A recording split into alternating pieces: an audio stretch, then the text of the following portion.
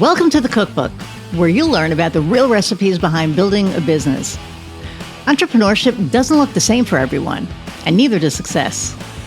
You'll hear from entrepreneurs of all kinds, tech founders, coaches, creatives, and spiritual entrepreneurs. People who've taken very different paths and learned powerful lessons along the way. We talk about the wins, the missteps, and the moments who shaped who they are today. I'm Iris Goldfeder, and this is the Cookbook. Hey everybody, and welcome to another episode of The Cookbook. I'm your host, Iris Goldfeder, and I'm super excited for our guest today, Jennifer Kok. She's talking about a subject very near and dear to my heart, and it's really building what lasts, start leading. You want to build a business that lasts, and instead of being reactive, being more responsive and intentional. And we all know how I feel about that. So I'm super excited. Before we get started, please like, share, subscribe, download, review, do one thing, all the things, whatever. Let's get started. So without further ado, let's meet Jennifer. Hi, Iris. Hi, how are you? I'm doing great. How are you? I am great. I love what you do and what you talk about, because I think it's so interesting. When I first started this podcast, I had 6 questions that I would ask because it was very structured, and people that know me know that I am not structured, especially with my ADHD, right? But it was talking about, what made you leave corporate, like all of this, right? Because a lot of the women that I spoke to left corporate and started their own businesses. Sure. I think that one of the not issues, but I think one of the obstacles with that is, when you're in corporate, everything is so corporate. It's structured and it's very predictable, right? Like, what's going to happen. That 3:00 you have this meeting that probably doesn't need to happen, but it's going to happen anyway. And, you're managing like these huge teams. And then when you go to entrepreneurship, it's like a whole different ballgame. And what you and I were talking, about prior, before we went on was, leading with intention. And I think that's really important because, man, it's so easy to be reactive as opposed to being responsive. And I've thankfully learned how to be responsive because I used to be super reactive. Oh, yeah. I think that's part of, the passage of becoming a longstanding entrepreneur is you have to go through those phases. And like you said about corporate, you're in their system. You also have people, you have a boss, you have coworkers, and then you jump ship and you go into entrepreneurship and you're the one creating the system, or you're the one trying to make the system work, and you're the one at the top. And you don't have a boss or have those other people in your life that can kind of help you make those decisions. And so, yeah, you're absolutely right. Every business owner starts out being very reactive.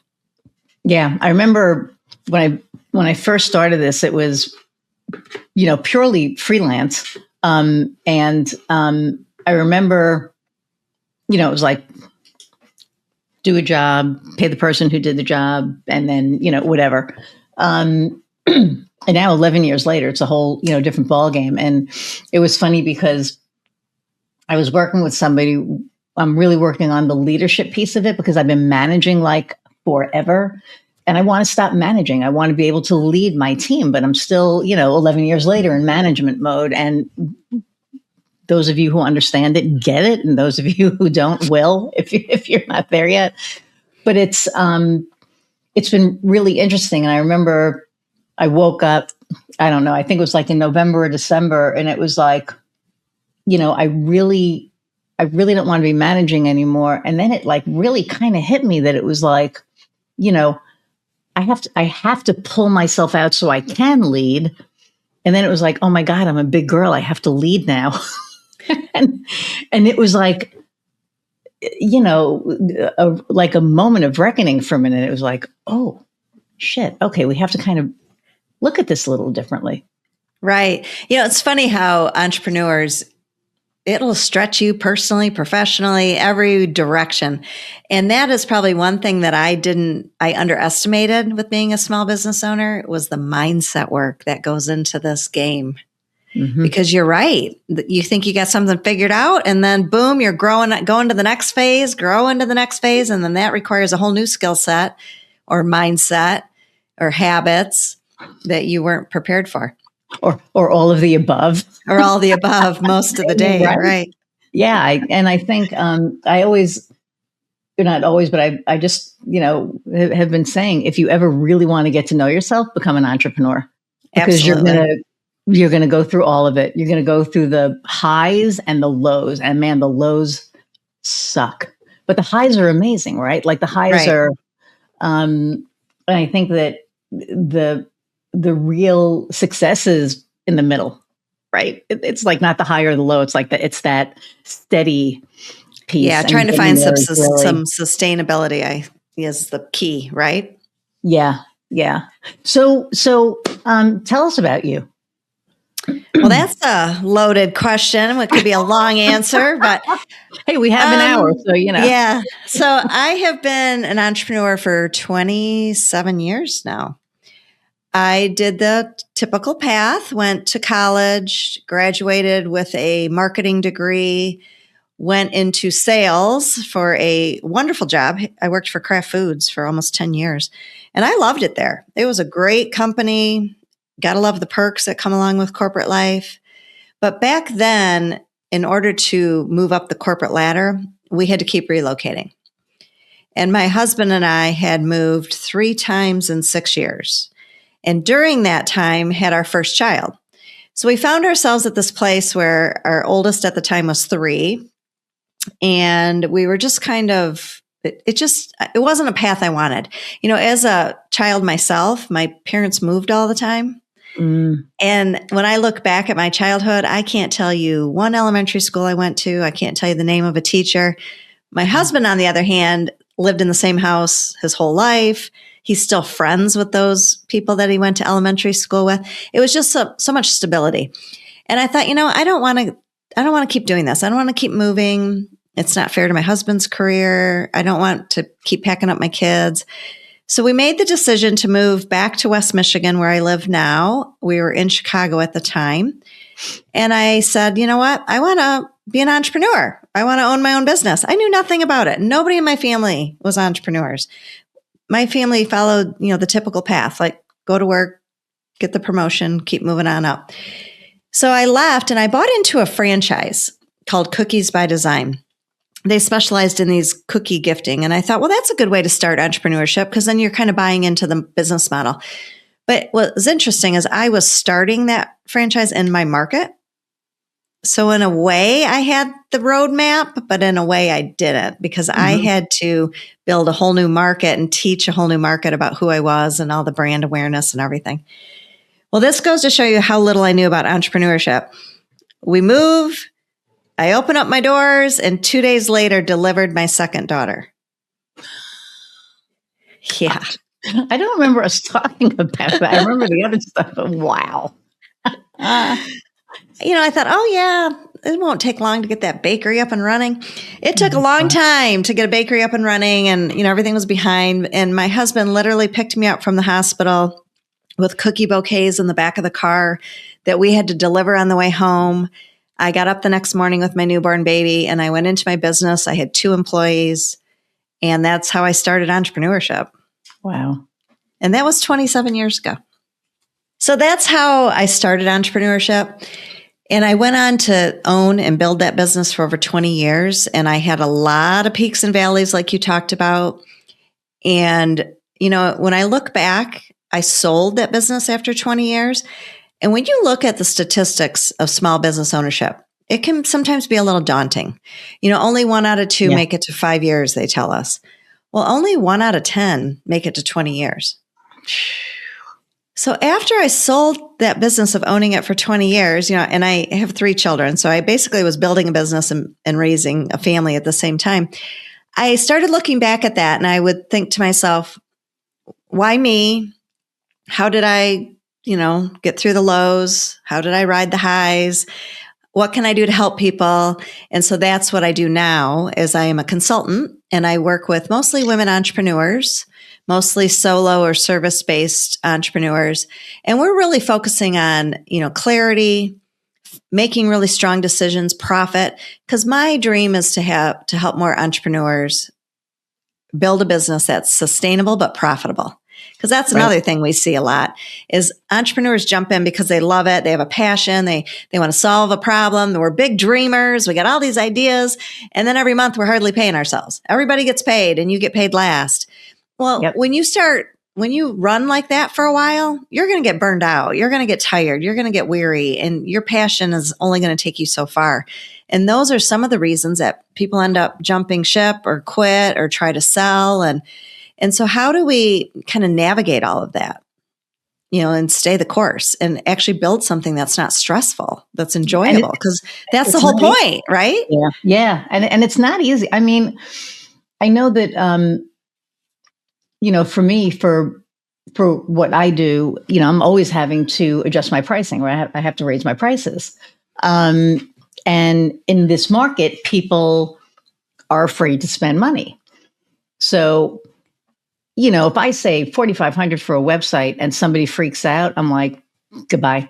Because people are charging like $7,000 for, 5 pages, right? I'm charging $4,500 for 8 to 10 pages, which is like ridiculous. And I also look at it that, for me, I know what my overhead is, but then I really don't, because I'm working with somebody now. And when I was looking at my, P&L, it was like, oh, shit, I need to raise my prices again, because I'm not covering, like, you think your overhead is paying that person, but it's not, because you have to pay taxes. And then you have to pay, like all of those other, incidentals that they're not visible, but they're there, right? So you have to take care of them. And, for me, that was like a really big wake up call. And I mean, I remember when I first started, I was afraid to, ask for money, because it was like, my God, right. As a woman, especially, right. It was like, oh, who's going to want to pay this, and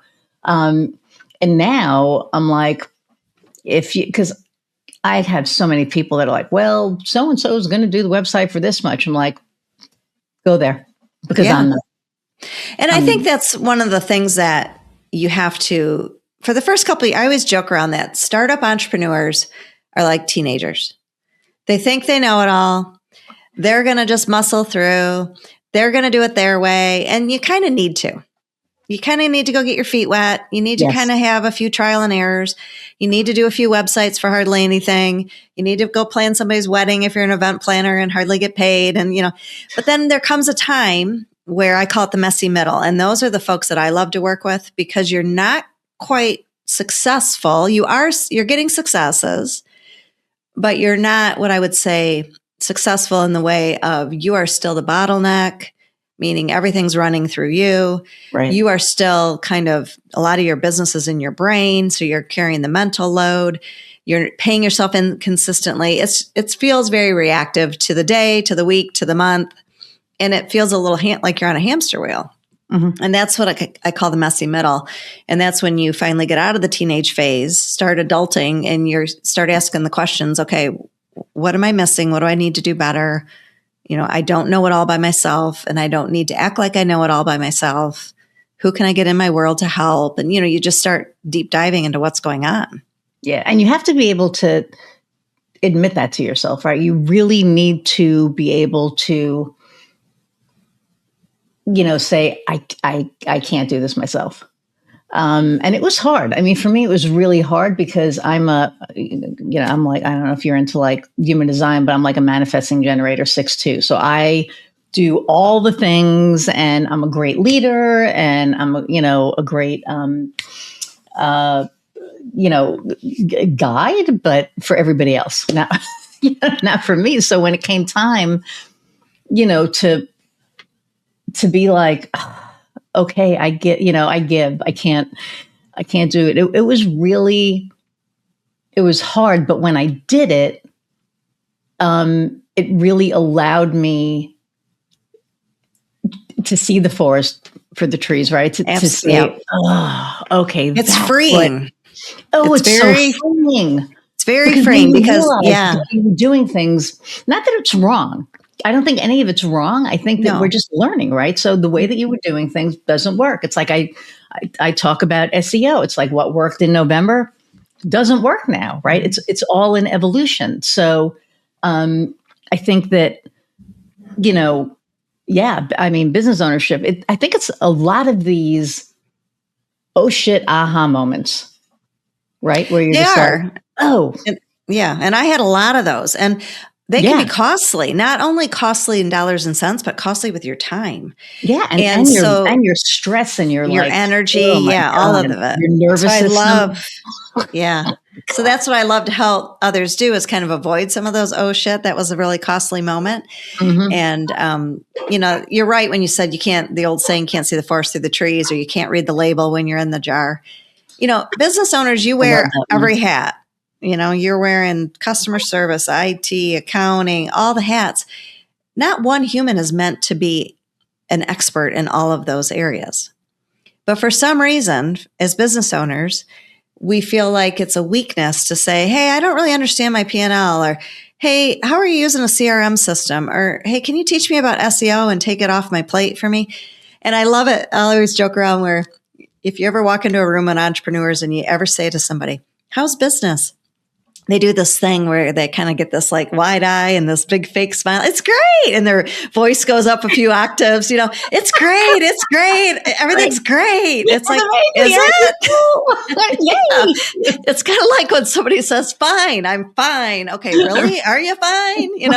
It's like, no, I need a drink. Well, it was funny because somebody who just signed on for SEO with us, and I love, I come to my own realizations, and I love when other people come to the realization. And for her, it was very much like, she called me up and she was like, all right, I need you. And I said, okay. And she goes, don't give me any shit. She goes, I'm talking about SEO. So let's just, and so I was like, okay, but what, like, what direction do you want to go? She goes, I don't fucking know. That's why I'm talking to you. And I said, okay. So she goes, I get, and I said, I get that, no problem. So we sat down and, kind of talked about it. And she showed me, something. She went, I want this. And I said, okay, so that's not how it works, and it takes time. So, I don't want to talk about it. I'm not going to talk about it, but something may be happening in the near future, and then I'll let you know about it. But what I will say is that, SEO it's the long game. It takes a really long time, and it takes longer now than it used to because, it's like Google Ads is, almost right away, not right away, but it's quicker. But when you stop it, it goes away. SEO is like literally going into a garden and planting a seed and then watching it grow, right? So it's this organic thing. And when, I have that conversation with a lot of people, they're like, oh, I'll figure it out on my own. I'm like, okay, because we'll build a website because we do websites, SEO, video production, all the things. And I remember, and we didn't even do her website because this was like a couple of years ago. She had somebody else do, and she's like, yeah, I'm doing my SEO myself. I'm like, okay, cool. And then she was like, I don't even want to do it. She goes, I tried it and I'm like, okay, cool. And when you get to that point that you can hand it off, right? Because that right there, I think is an accomplishment, but B, you can finally admit, okay, I can't do it all. Because as entrepreneurs, I think that's one of our things is we're like, okay, I'm going to start my business. Yay. And I'm going to do my thing. And my zone of genius is this. But my zone of genius isn't running a damn business. Right. And when you realize that it's like, okay, so what does that even mean? Running a business. Okay. I can direct people on how to do whatever, or I'm a roofer and I can do roofs, but it doesn't mean I know how to run a roofing business. It just means that I know how to, and I think that there's that piece to it where I forgot who I was talking to the other day, they said, just because we do this doesn't mean that we know how to run the business. And I was like, oh my God, you're so right. And I think that's where so many entrepreneurs get stuck, because a lot of them are coming from corporate. Some of them are doing it out of necessity, right? But when you get to that point that it's like, oh, now you ran the franchise, so you knew how to run it, right? But a lot of other people don't have that piece, and they're kind of like, okay, so I'm doing the thing. I have a bookkeeper, I have an accountant, still don't know what the hell I'm doing. Right. Well, I think, that's called being the technician in your business. Oh, so okay. You are the doer, like for me, I bought into a bakery. Well, I didn't like to bake. I didn't even really ever bake. And I think that was part of my success, because I didn't get stuck in the four walls behind the mixer, behind the oven, rolling out cookies, cracking eggs, frosting cookies. I took my sales and marketing background and I was out having conversations with corporations and working on reoccurring revenue and marketing. And I was looking at the big picture of my business. And so truly, I know that was one of the keys to my success of 20 years is I was not the technician. Mm-hmm. But like you said, you usually can't hire out all those people from day one. So you have to figure that piece out. And most people go into a business because they have a passion. I love to build websites, so I'm going to build websites. So I'm going to spend all my days building websites. Well, you can't look at all the facets of running a business. Right. And that's where, it gets tiring too. You become what they say is the bottleneck, meaning nothing happens without your decision, without your approval. Everything's living in your head. So then you tend not to delegate because you think, oh, I can just do it better myself. I can do it quicker myself. You have a hard time hiring. Businesses are our babies. People pour their blood, sweat, and tears into them, right? It's their baby. And so how do you get yourself to a point where you let your baby go off to college kind of a thing? It's the same concept, right? The baby goes off to college and here you are like, whoa, text me every week. I want to know what you're doing. But you have to do that in order for that adult child to go thrive. Well, the same with your business. You have to do that with your business too. And so, we talk about earlier, we said we're going to talk about being reactive. And it's really comes down to the decision making. I just read a statistic. I thought this was kind of interesting, that the average human makes about 30,000 decisions a day. And some of them are so ridiculous, you're not even thinking about coffee, tea, soup, sandwich. They're just natural happening. Well, think of it as an entrepreneur. You're not only are you making those 30,000, now you're making probably another couple thousand a day. And those carry a little more weight. Mm.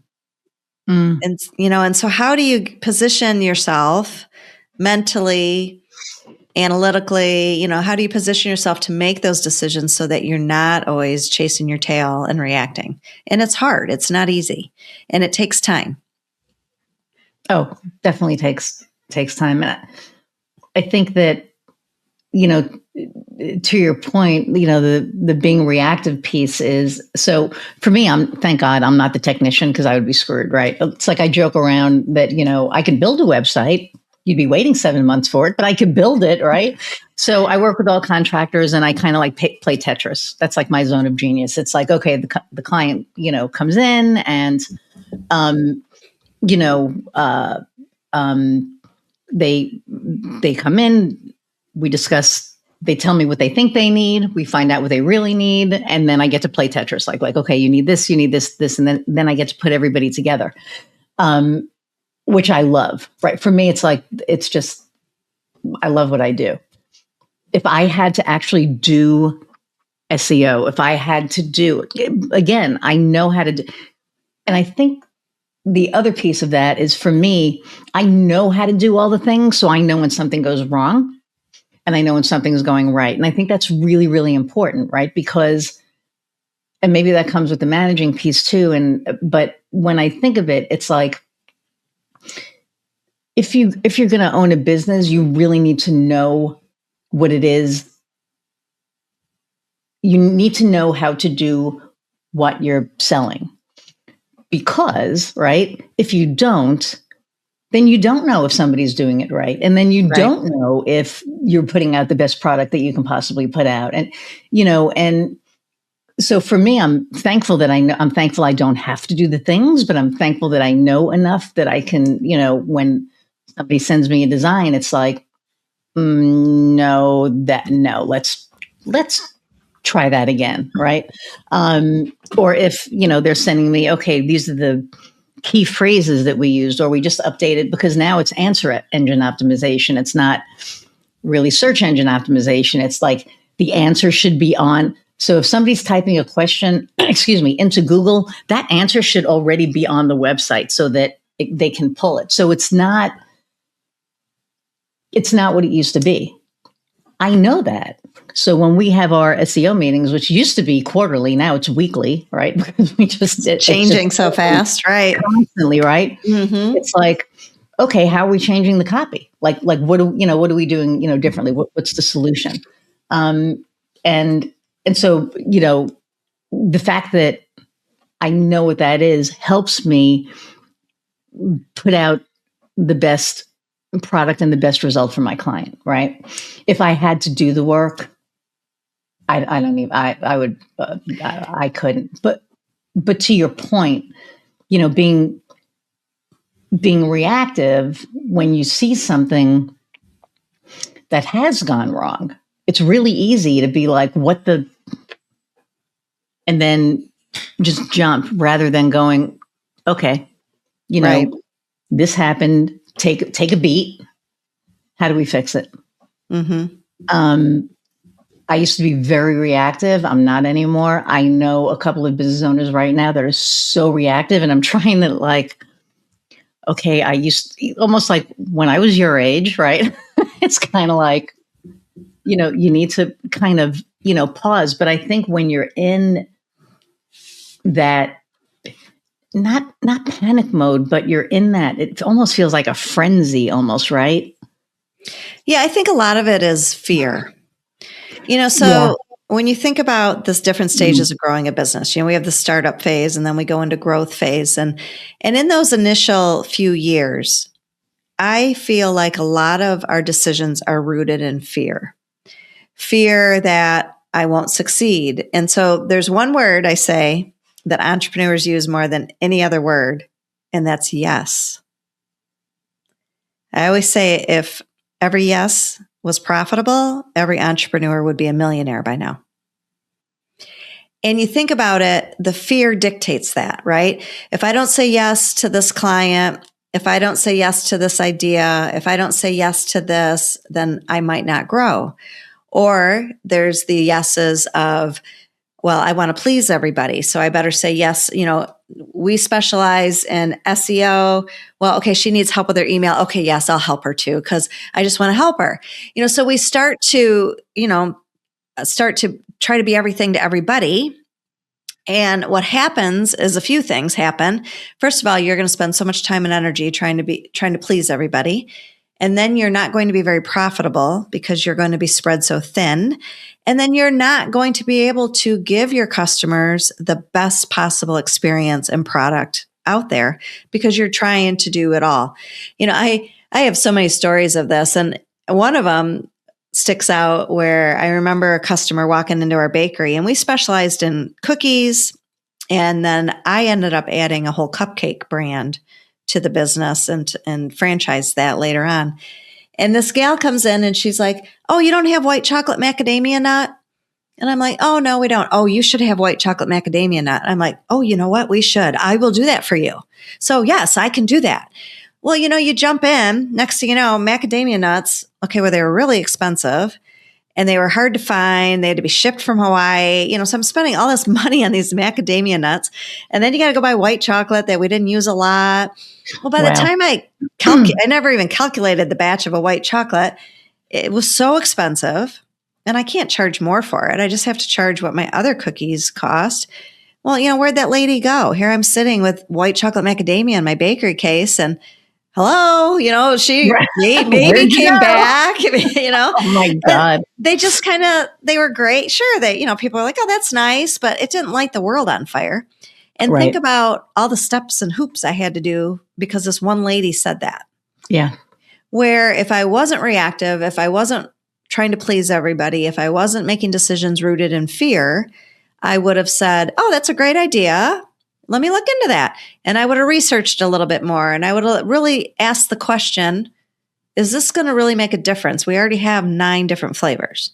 Right. Is this 10th flavor really going to help, my ideal client build my business, be profitable? And the answer was a big no, but I was too far into it before I saw that. And I just feel like these are things that come up on the daily and some of our yeses are big yeses and some of them are little. They're, who are you going to coffee with? Where are you networking?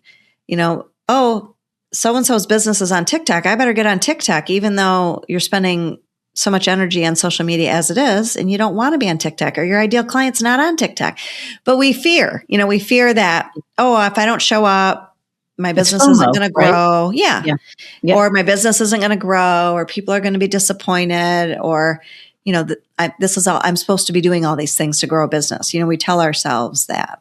So then it becomes a little bit of a hustle culture. Yeah. And I think in the beginning, right, you're more prone. And a story that sticks out for me is I had this client who was a realtor and had zero clue of how anything worked. And I really liked her. And I just, because I'm not transactional based, like my business isn't transactional. It's very relationship based. And she was local and she was, an older woman. And I was like, so her email, she didn't know how to work Outlook. I'll come over and I'll help you. And she was like, you'll do that? And I said, yeah. She goes, well, I'll pay you. And I'm like, no. I'm just going to do this for you. Right. So 5 hours. And then, so it's the 5 hours and then it's broken.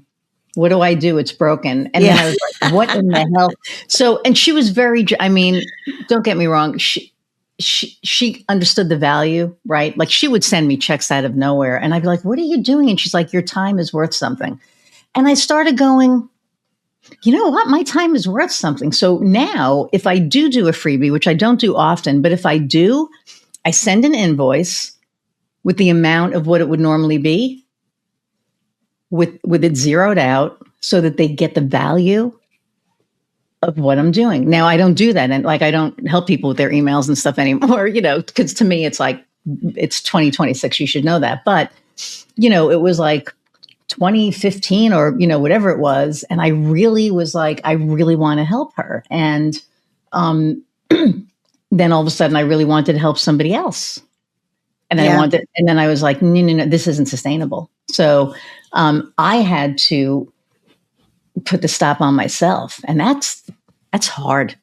It is hard because once again, people pleasing comes in, or or you're worried they're going to say something to somebody else who, the chain of, oh, don't go use her because she wouldn't come help me and do this one thing. Or use her because she helps me. And then they expect, because that happened also. Oh, she's amazing. She'll help you with whatever. And then, Sue said that you did this. And it was like, no, I was just doing, so yeah. Yeah. That's a brilliant idea though, to send the invoice and have it zeroed out, because typically, especially in the consulting space, if I take on somebody pro bono or just say, hey, I'll help you out, the results are never that great. And it's because they're not showing up to do the work that they need to do. They think I'm going to come rescue them. Where my clients that invest in consulting, they all get double-digit growth. And so there's something about that, the value behind it. And so when we price too low or when we allow, scope creep to happen where we keep adding things on to the original proposal, you're really just diluting your services and you're obviously diluting your profit too. A big focus of everything I do is making sure businesses are profitable, because one thing I find is that especially women entrepreneurs, we're givers, we're nurturers, we're fixers. That's just at the core of who we are, which is great. That's a great, trait, attribute that we have. And I'm not trying to change anybody there. But I always say that good women who make good money go on to do great things. Yes. It's okay to get paid. And I have had some clients, mine are service-based. So these are interior designers, event planners. And one of the first things I have them do is track their time. And boy, is that enlightening. Not only are you seeing that you're spending a lot of time on tasks, things that could be delegated, automated, or deleted altogether, but one of my interior designer clients tracked her time with this project and ended up calculating that she probably made about $2 an hour. And she was so afraid to raise her prices because, this the client was kind of trying to nickel and dime her to death, really. And so then that's when you got to ask yourself, did I leave corporate to make $2 an hour? No. Is this a hobby? Is this a business? What do I want out of this? And then if this client's going to just nickel and dime me, then they're not my right client. And that's okay too. Like, that's really hard. It's really hard to say, you know what? I don't have to serve everybody. I'm not meant to serve everybody. And I'm okay with that. And to your point, the amount of hours, I remember my accountant, I'll never forget this. We were doing my taxes and we were looking at the amount of time that I gave away that year. It was like close to, I think it was like $27,000. Holy shit. And that was when I was like, you know what? I am going to start zeroing out the invoices, because when they started seeing how much my time was worth, it changed.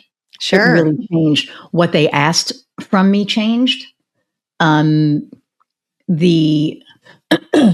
results that we got them changed because they were like, oh crap. It became more focused, probably more intentional instead of this, let's have coffee and help me with my email, Yeah. And this was like, like, I don't know, maybe like right before COVID.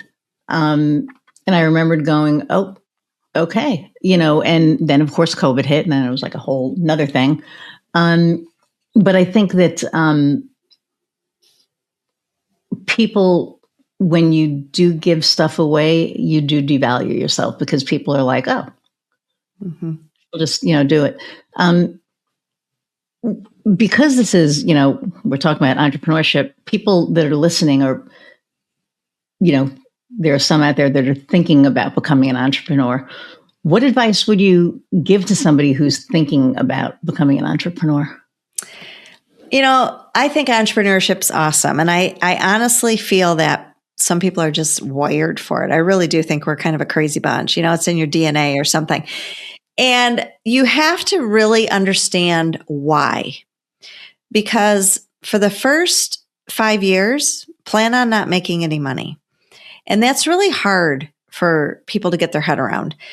And I think that's one of the reasons that only 1 out of 2 make it 5 years is expectations are not always realistic in the world we live in.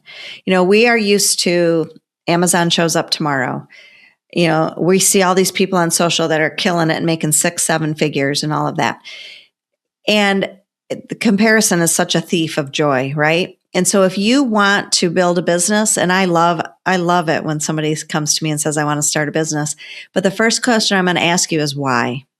And is that why strong enough to keep you in the game for a few years? And the second question I'm going to ask you is, what's your support system look like? Because what I found in my 20 years of owning a business, it was the who's that got me to year 20. And some of those who's were in my inner circle, like my husband and my kids and my family. And some of those who's were in entrepreneurship. And you need a mix of that. You need to make sure that you have that support system. But, for me, I left corporate because I wanted freedom and flexibility to be able to go to my kids' field trips, to be able to volunteer at school. But I still wanted to build something. I just had this itch that needed scratching, really. I think it was just in me. So my why was really rooted in the flexibility for my family. And, I started that business and 2 days later had a baby, which was ridiculously exhausting. And baby came to work with me. My daughter Hannah came to work with me every day. And I was probably about 10 weeks in when I hit my meltdown because I never had my maternity leave. I was on sleep deprived, right? And I was building a business. And I remember coming home, and the only place I could find in my home that was quiet and private was the bathroom. And I locked myself in the bathroom and I curled up in a ball and just cried. Like the pity party. What have I done? I didn't get my maternity leave, going on and on and on in my head, right? Well, after I had my moment of let's just get that out and my pity party, I sat there and I thought, all right, well, I'm 10, 12 weeks in. I can pull the plug. I can go back to corporate. They'll take me in a minute. But then I thought, well, what's that path look like? I'm back on this hamster wheel. I'm back on this relocation wheel. I'm back on, I don't have the freedom and flexibility that I want. I'm back and maybe I won't be living where my kids can be by their grandparents. So I had to go back to my why. And my why was, I want this for freedom and flexibility. And if I can keep showing up and be consistent and, make this work, then I'm going to have freedom and flexibility. So that would be the first thing. It's everybody thinks they got the best idea since sliced bread, right?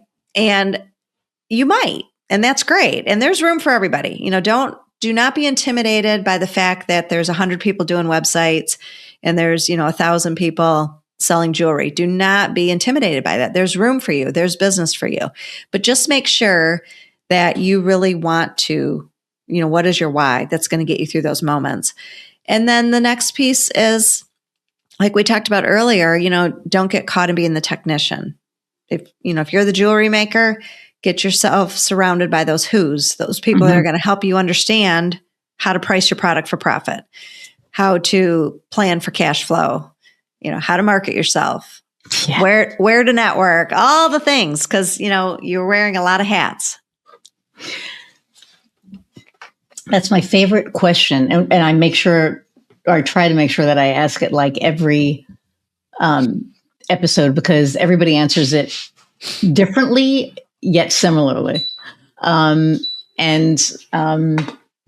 I love that. And I think that one of the things that I find really interesting is that there is enough for everybody to go around. There are like thousands of millions of website design companies, right? Millions of SEO, businesses.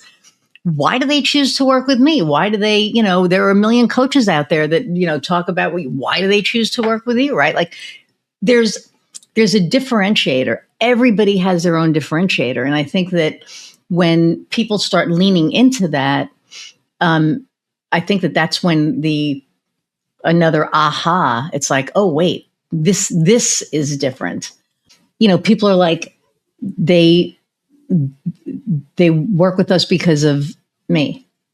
But there's going to come a time, right, that I don't, I want this business to grow and scale, and I don't want it to always be about me. But right now it is. And I know that in the near future it's going to be. But, I'm looking for what is my differentiator going to be then? Like, I know what it is now. It's me, right? And probably for you right now, it's you, unless you have like a specific, so it's us right now, right? So that makes it kind of hard. And I think that that's what also makes it hard with the management piece. It's kind of like, well, yeah, you're still in it. So as long as you're in it, that's what it is. And I have a friend who has a pest control business. He's one of my clients, and he's like really one of my biggest success stories. He went from himself and a tech 3 years ago to now he has himself 5 techs and he's hiring a director of operations. Excuse me. Yeah. And, he attests a lot of that to our work together, which I'm very proud of. And he has a huge differentiator. He's not a pest control guy. He's not like, I forgot what he called it, spray and pray.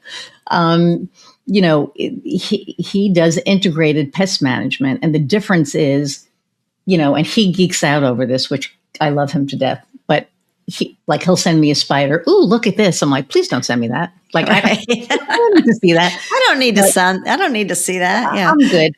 But, we have, the woods is our backyard, and I had these, or I still have these like slate, like stepping stones kind of, and we had ants underneath them. And he was like, oh, that's cool. And he's like, this is this kind of an ant, and this is this kind of an ant. And I'm like, he goes, you don't want that one in your house.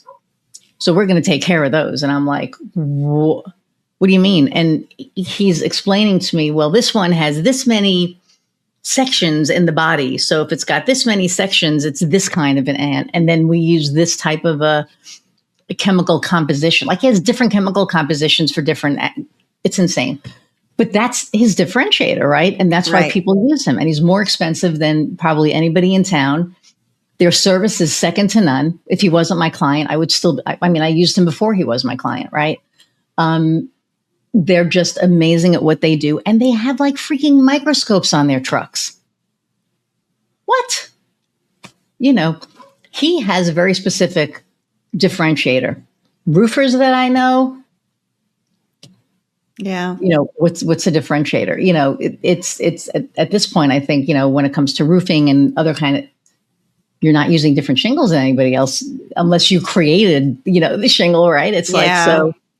But, there's a differentiator for everybody. And, I think what's tough about service-based, like what we're talking about, a lot of my clients are photographers and interior designers. They're the brand. But at some point, you're going to want to exit your business. It's not if, it's when. Yeah, 100%. And there's nothing more sad than seeing somebody pour their soul into a business and then not have anything to sell. And I always say, as you're building out these businesses, build it out with the end in mind. What does that look like? What is the trajectory of getting me out of the consulting seat and maybe training some other people to come on, or finding somebody who could, purchase my business and carry on? So you have to be building something that can sell, which is a framework or a methodology or a system, or for service-based, product-based, and different types of businesses. They have the product or whatever. But even my bakery, we made those products every day. So what was the buyer buying from me? She was buying the goodwill. She was buying the system. She was buying the customer database. She was buying the brand that I had worked really hard to build. So it didn't matter if I was there or not, they knew the brand. The community knew the brand. And that's really important too. Speaking of, we'll put our marketing hats on, right? I think the branding piece is so important. And I think that people need to understand that, the brand is not the logo. The logo is what people look at, and that's what brings the emotion of how they feel about the brand, right? The brand is like the culture. It's how do you feel when you walk in? How do you feel when somebody answers the phone? How do you feel when you look at that logo? I remember, and it's also like a memory trigger. When we moved here, we bought a townhouse, and it was like in a college thing. I don't know. So we had to get it cleaned, but the property management said that they would pay for it. We just had to find a cleaner. And I remember saying to my wife, I was like, there's a company, it's like green. I know it's like green and white, and it has something like with, Merry Maids. And I remembered the maids, and then, I could do that association and remember who they were. They have great, marketing, right? Now their branding was a little bit different, because when they came to my house, or, to the townhouse to clean, it was like, okay, is that the culture of the company? So then when I would look at the logo, I would feel a little bit differently, at the time. I don't know, what's happened since then here, but for the local people here, and that was 20 years ago. So, but it wasn't a good feeling. Right. And then I guess somebody else took over the franchise, and, whatever. And now we have like a million cleaning companies that, you could choose from. And, but yeah, I think it's, when you're building your business, you also have to build your brand, and you have to realize that the brand is really your culture. Absolutely. So it's like super important. So, I I have like a gazillion questions. How do you get somebody to go from being reactive to being responsive? Like, how do you kind of diffuse that? Because it's a very, that's why I said frenzy. I remember when I used to be reactive, it was a very fear-based, right? But it felt frenzied. It felt very like, this happened. I have to take care of this now, rather than this happened. Okay, let's take a beat. Why did it happen? What caused, so now I can do it a lot differently. But how do you talk people down? Because it's really talking off of a ledge at that point. Yeah, it's like the idea that everything's urgent, right? We're slaves to the urgency, So I think a lot of it comes down to clarity. And really, instead of showing up in your business every month and just trying to go for the next sale or just trying to look at what's around you and what needs fixing, is we really need to understand where are you trying to row this boat? Where are you going? What is it you want out of this business? And not every business has to be big. I see that a lot with women entrepreneurs. I had a client once, she did home organizing. And she just wanted a $20,000 a year business because she just wanted to make money to take her family on vacation. She had littles. She just wanted to work a day or two. So not every business has to be big, but every business has to be profitable. And so I think you really have to understand what you're trying to build and where you're going. So that's kind of the first step. And I don't mean a 5-year plan. Like, what's the next 6 months look like? Well, from June 30th of this year, if you could check off these 2 things, would you feel really good about that? Like if I had, achieved these 2 things. And so I think when you understand where you're going, that helps diffuse some of that reactiveness and craziness. And then you have to really ask yourself, is this part of the big picture? Entrepreneurs get stuck in tasks. How many days are you checking? How many times are you checking your email? How many times are you the one answering the phone or, waiting on the customer if you have a brick and mortar? And as the owner, your goal is to look at the big picture. Your goal is to really think through, is this short term just going to help me feel good about checking something off the list? Or is this long term going to help me grow my business? And so when you have that perspective, it really is clarity. It really is that focus, that intention, and you have that clarity. It helps you kind of start to create habits where you're not reacting as much. And it's a habit. It takes time. So like when somebody comes in and says, we have a problem, all the cookies broke in the back of the truck, you're not like, oh my God, that driver, and blah, blah. You're kind of like, okay, what's the process here? What do we need to know? What needs to happen? What's the big picture? And I think it takes time, and I think it takes just really understanding what you're trying to build. Because if you're going to spend your days reacting to every single thing that comes your way and everything urgent gets your attention, you are not going to build anything. You're just going to stomp out fires, and then you're going to create a new fire and stomp out that fire. Interesting. I really like that. Just creating new fires, because when you're in that mode, everything's a fire. Everything's a fire. Yep. And every day, everything's urgent. I mean, I don't know one entrepreneur that said, oh, I got all my stuff done today, and we're overachievers. Right. And so we always feel like we're not doing enough. And, and that's tough too. So a lot of this is mindset, right? And that's where surrounding yourself with people that can kind of help you talk you off that ledge is so key. And I think sometimes too, we're trying to do too much at once. We're trying to I had a client once, loved her to death. She had a farm in Wisconsin, her and her husband, and they grew strawberries and they had bees, and she decided to create her own soap and lotion and lip balm line from the ingredients from her farm.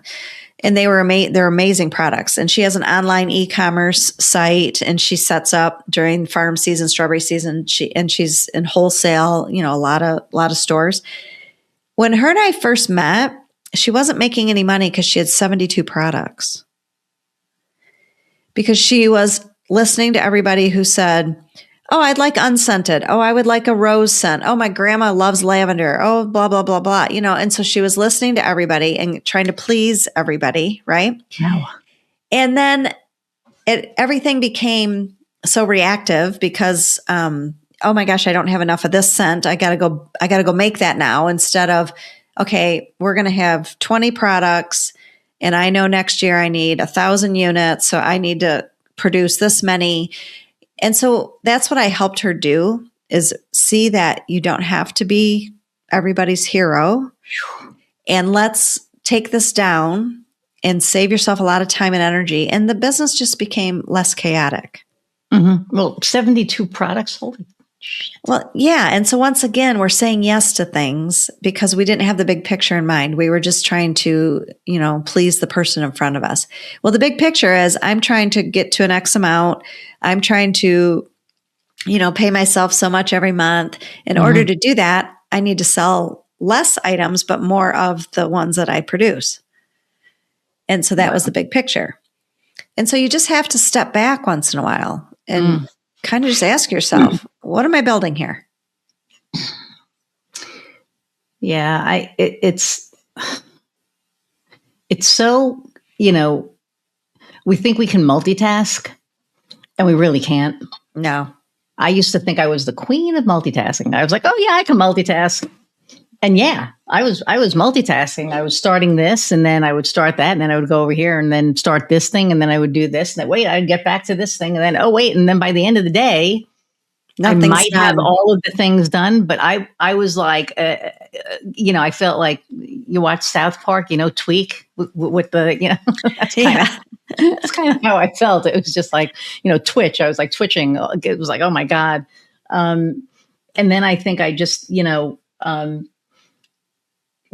something that you said earlier was really important, and it was about who you surround yourself with.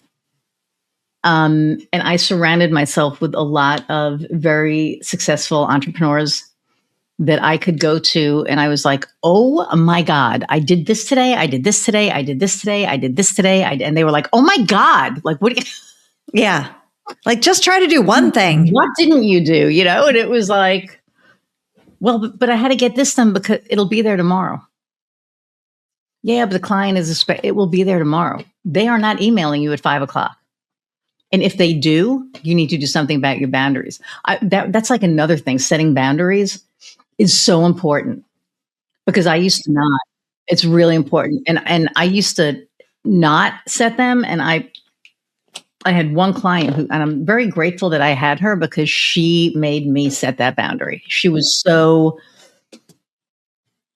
texting me 9-10 o'clock at night, the website, this, and this is when we were like just started. And it was like, this is not an emergency. You're talking about copying on a website. It's not even live yet. Well, yeah, but I'm looking at this and I'm like, this is and then finally, and then I offered to take pictures for her because she was, again, right, doing that extra thing that they didn't appreciate. And then we had this thing and I finally had to send an email that I had to filter through my wife 3 times because the first one I had to get everything out. Like, oh my God, you're the most selfish, which I didn't send.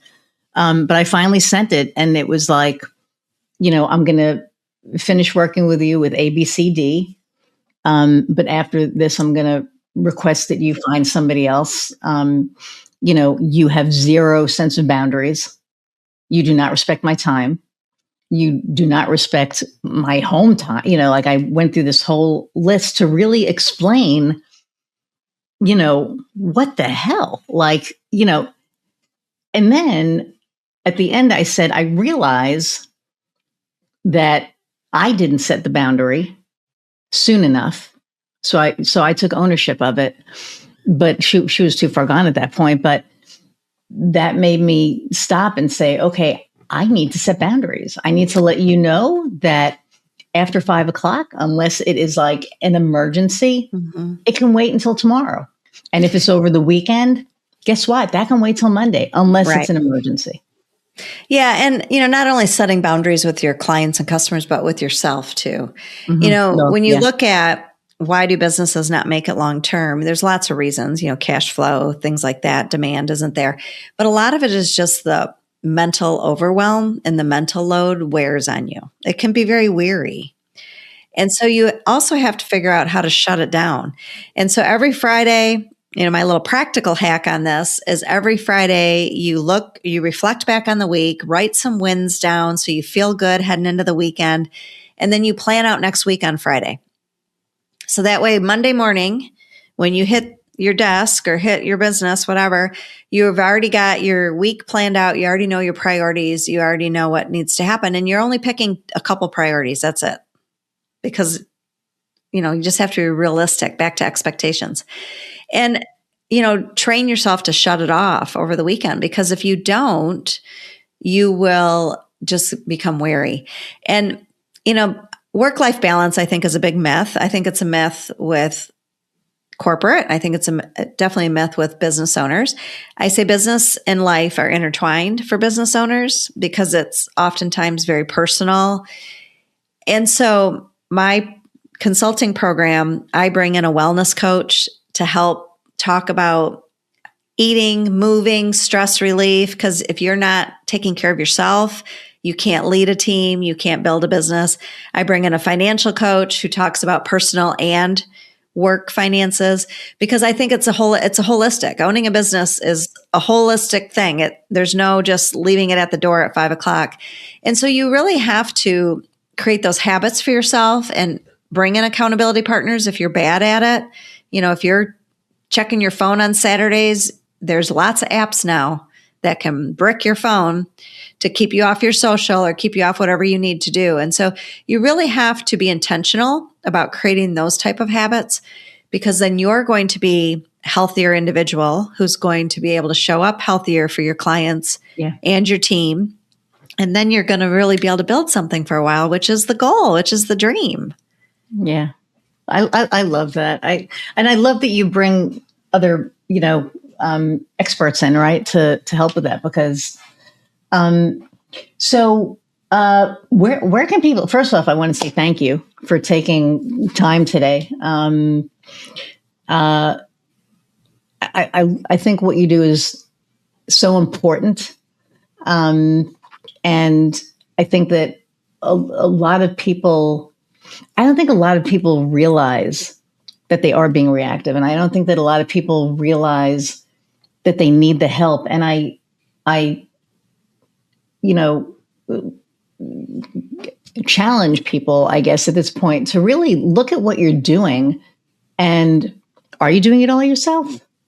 And if you are you at a point that you have to? Because sometimes we're at that point where we still have to, right? And Sure. We get that. But if you're not, or if you're not sure, can you take a beat and kind of stop and say, hey, do I need that support yet? If you do, Jennifer is the woman for you. First off, how can people find you? The best place to go is nextwavebusinesscoaching.com. You can learn all about my background. You can see the different services that I offer. I'm also on LinkedIn, Jennifer Owens Kok, and I also have a podcast, which I'm looking forward to having you on as a guest. And that is Main Street Success Stories. And we talk to business owners and just get the real hot take on what it takes to build a profitable, sustainable business. That's my passion. That is awesome. And then the last question that I ask all my guests is, what lights your fire? My family. Traveling with my family. I built a business, built 3 kids, and now I've got 2 bonus kids, 2 son-in-laws, and 2 grandkids. Yeah, built 3 kids, built a business. I got 2 grandkids, and our family loves to hang out we have a lake house cottage that we love to hang out at, and we travel together. And so I just love that quality time. That's kind of what I do on the outside. And I have tons of hobbies that keep me going and keep me outside of just working all the time. Very cool. Well, thank you for taking time. I'm going to say goodbye and I'll be right back. Thank you. Yeah. Everybody, thank you so much for hanging out an hour plus. I hope that you've gained some good, valuable insights today, especially for you entrepreneurs, people thinking about becoming entrepreneurs. I always say it's not for the weak of heart, and it's really not, but it is very rewarding. So thank you all again. Don't forget to share, like, subscribe, review. Did you grab any golden nuggets? Let us know in the comments. Leave some comments. We always love that. And thank you for letting me do this, because I get to have so much fun and meet so many amazing people. And it's because of you all. So thank you. I appreciate you all. And until next time, go out and find what lights your fire. See ya.